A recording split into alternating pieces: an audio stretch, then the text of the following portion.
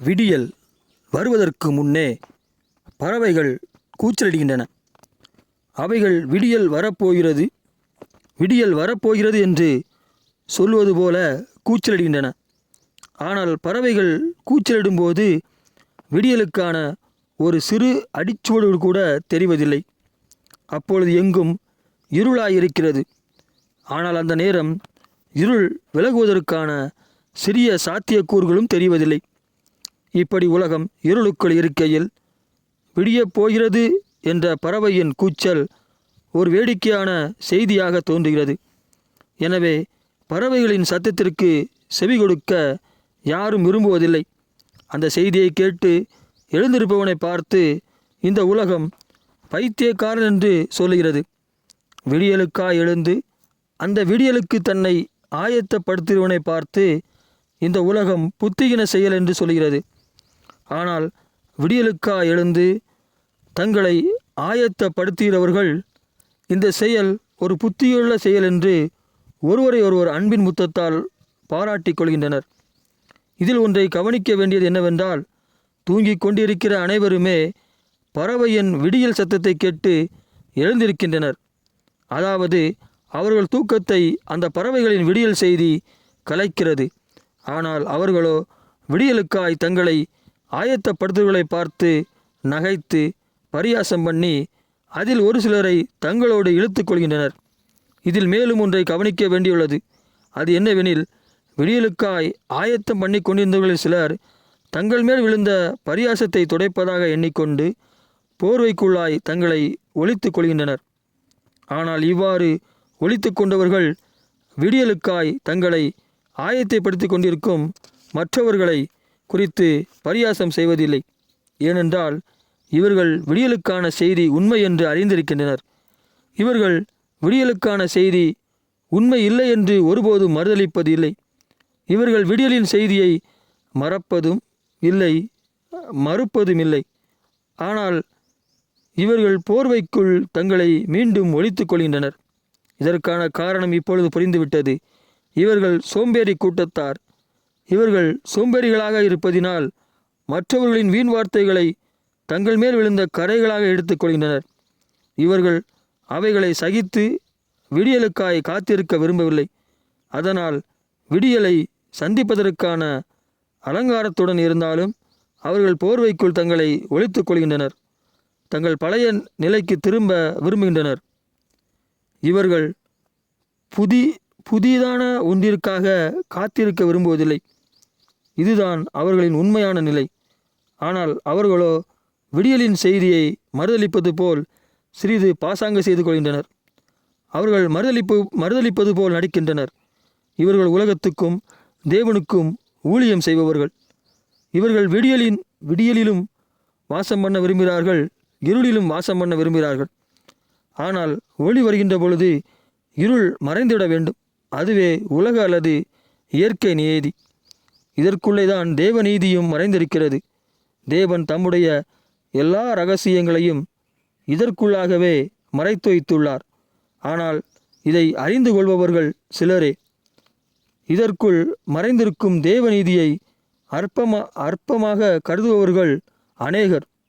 இப்படிப்பட்டவர்கள் அற்பமானதுக்குள் தேவன் மறைந்திருப்பதை ஒருபோதும் அறிவது இல்லை. இப்பொழுது இருமனம் உள்ளவர்களை குறித்து வேதம் என்ன சொல்கிறது என்பதை நினைவுக்கு கொண்டு வரும்போது, அவன் தன் வழிகளெல்லாம் நிலையற்றவனாய் இருக்கிறான் என்றே வேதம் உரைக்கிறது. விடியலிலும் வாசம் செய்ய வேண்டும், இருளிலும் வாசம் செய்ய வேண்டும். இப்படி நினைப்பவர்கள் இருமனம் உள்ளவர்கள்தானே. இவர்கள் தங்கள் வழிகளிலெல்லாம் நிலையற்றவராகவே உள்ளனர். எனவே இவர்கள் விடியலில் பிரவேசிப்பது இல்லை. அதே நேரத்தில் இருளிலும் தூக்கத்தை விரும்புவது இல்லை. அவர்கள் தங்களை போர்வைக்குள்ளே ஒளித்து கொண்டு கண்களை மூடி நித்திரை செய்யாமல் எதில் பிரவேசிப்பது என்றே யோசனை செய்து கொண்டிருப்பார். இரண்டில் ஒன்றை அவர்களால் தெரிவு செய்ய முடிவதில்லை. ஒன்றை தெரிவு செய்யும்போது மற்றொன்றும் வேண்டுமென்று தோன்றும். இதுதான் உண்மை என்று தெரிவு செய்யும்போது ஒருவேளை இது உண்மையாக இல்லாமற் போனால் அந்த இருளின் சுகத்தை இழக்க வேண்டியது வருமே என்று சிந்திக்க தூண்டும். இப்படி ஒரு முடிவை எடுக்க முடியாதவாறு குழப்பமுற்று படுக்கையில் தன் இருதயத்திலே சிந்தித்து கொண்டு இருப்பார். ஆனால் விடியல் வந்த பின்பும் அதை அறியக்கூட இமைகளை திறக்க விரும்புவதில்லை. ஏனென்றால் இவர்கள் சோம்பேறிகள். இவர்கள் விசுவாசிகளைப் போன்று காணப்பட்டாலும் உண்மையில் அவிவிசுவாசிகள். இவர்கள் வெள்ளையடிக்கப்பட்ட கல்லறைகள். இவர்கள் கடினப்பட்ட பார்வோனின் இருதயத்தை கொண்ட அவனுடைய பிள்ளைகள்.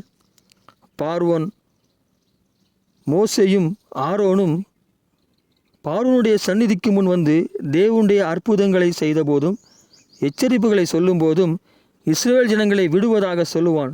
ஆனால் மோசேயும் ஆரோனும் அவனை விட்டு கடந்தவுடன் மீண்டும் தன் இருதயத்தை கடினப்படுத்திக் கொள்வான்.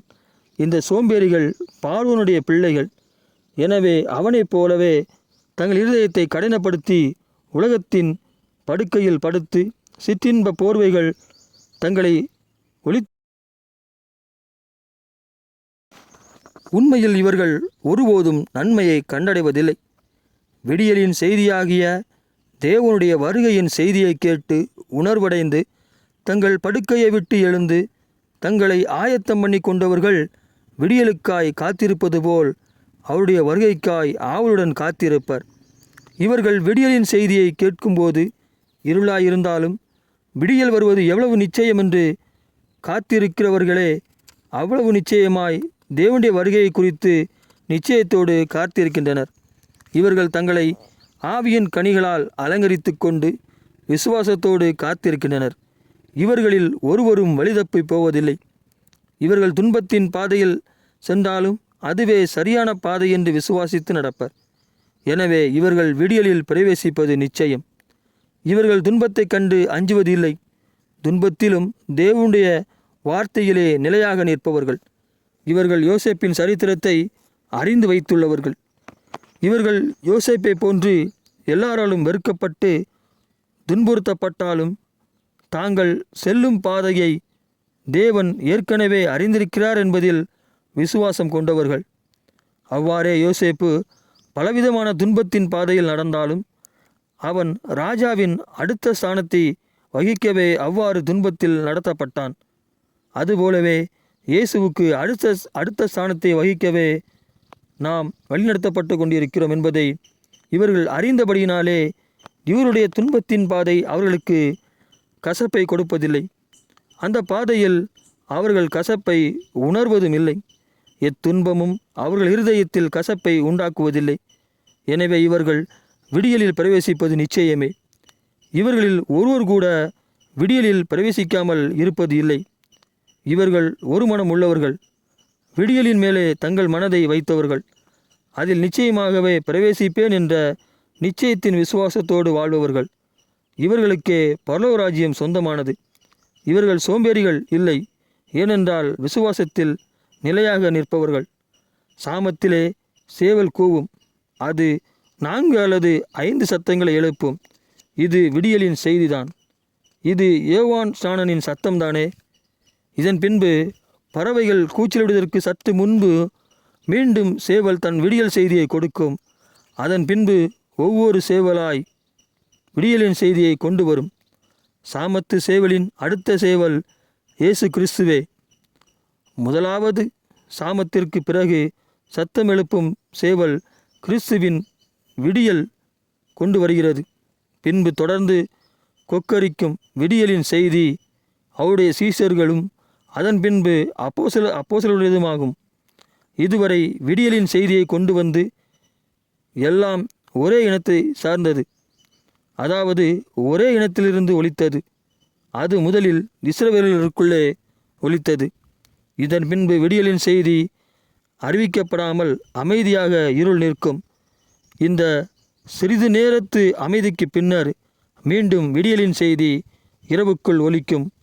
அது பல வகையான பறவைகளின் கூச்சல்கள். அவைகள் விடியலுக்கு சற்று நேரத்திற்கு சிறிது நேரத்திற்கு முன்பாக ஒருமித்து பயங்கரமாய் ஆரவரிக்கின்றன. இந்த விடியலின் செய்தியிலே அநேகர் எரிச்சலடைகின்றனர். பலவிதமான ஜாதிகளிலே விடியலின் செய்தி ஒருமித்து ஒலிக்கிறது. இதன் பின்பு பல ஜாதியான பறவைகள் தங்கள் கூட்டை விட்டு மிகுந்த சந்தோஷத்தோடு பறப்பது போல இவ்வுலகத்தின் கூட்டை விட்டு விடியல் வரும் வரை காத்திருந்தவர்கள் பரலோகத்திற்கு மிகுந்த சந்தோஷத்துடனே இயேசு கிறிஸ்துவோடு பறந்து செல்கின்றனர். பறந்து சென்ற பறவைகள் இரவு வந்ததும் தங்கள் கூட்டிற்கு வந்தடைகின்றன. இனி இந்த பறவைகள் கூட்டிற்கு வரவேண்டிய அவசியமில்லை. ஏனெனில் இனி ஒருபோதும் இருள் வரப்போவது இல்லை. தேவனுக்கு ஸ்தோத்திரம். இயேசுவின் நாமத்தில் ஆமேன்.